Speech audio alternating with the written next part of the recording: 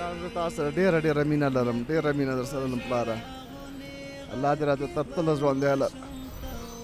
شکر دی. یوه خبره مې درته کوله، مینه در سره لرم، مینه در سره لرمه. ټولنه کې شته چې هغوی د پلار عزت نه کوي، احترام نه کوي، خبرې نه مني. د پلار شتون باندې باید وویاړي. پلار چې څه وایي ماشاءالله. څنګه یاست ورور؟ یا الله رحمه تاسو ښه یاستئ؟ جوړ طبیعت ښه ده. الله رحمه دا سل خیر خیره تاسو ښه یوه یاستئ؟ پوښتنه لرم له تاسو نه. وکړئ پوښتنه. هغه په دې ډول ده چې آیا له خپل پلار سره مینه لرئ؟ ولې نه، پلار خو غټ نعمت ده. پلار چې نه وي بس اولاد پلار غټ نه خفه کېږئ مه انشاءالله ژوندی به مې پلار دی. شکر چې ژوندی دی پلار دی. نو بله جالبه اوس دا ته د ټلیفون نه وباسه او همدا اوس د پلار سره اړیکه ونیسه، ورته چې مینه در سره لرم. دا اوس ورته اړیکه ونیسه. محروم له دغه سیوري ده چې ناره دې څوک نشي. جان زه تاسو سره ډېره ډېره مینه لرم، ډېره مینه در سره لرم پلاره. الله دې راته تر تله ژوندی لره.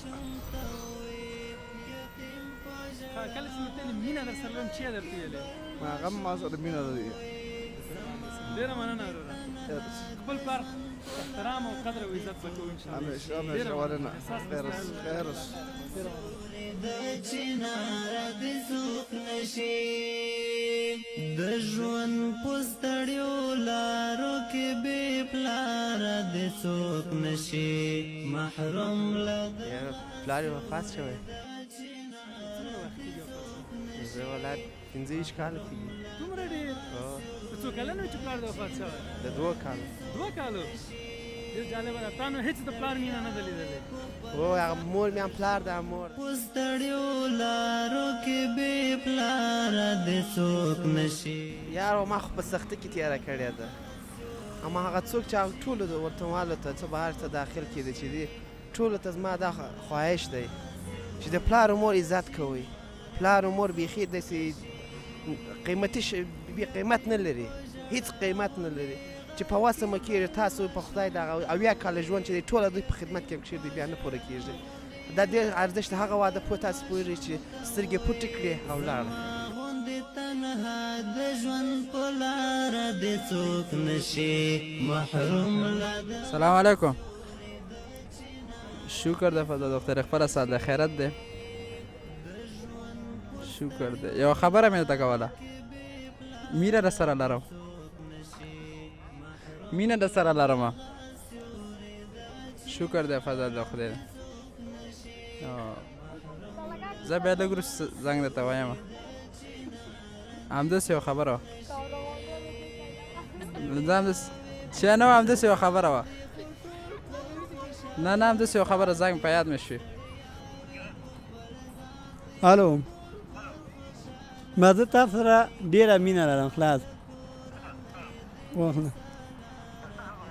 نه قلاره کړې داسې مې پوښتنه زنګ مې بل اول یې واخلم. صحیح.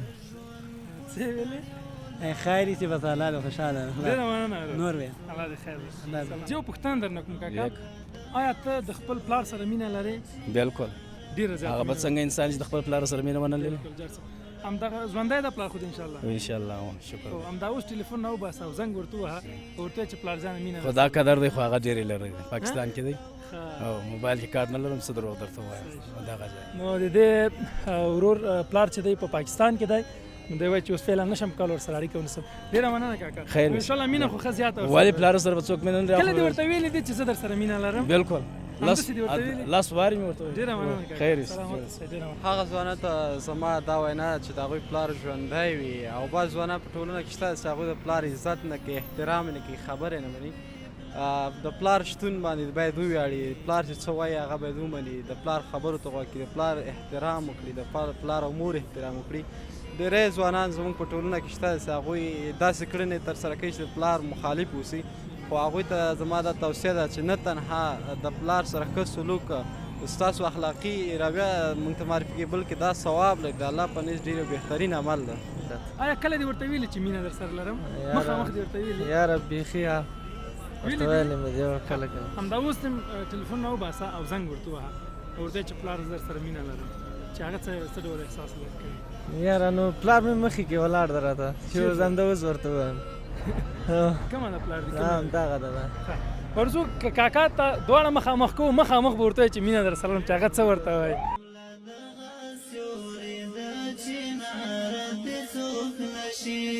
محروم لدغه سیوري د چنار دې څوک نشي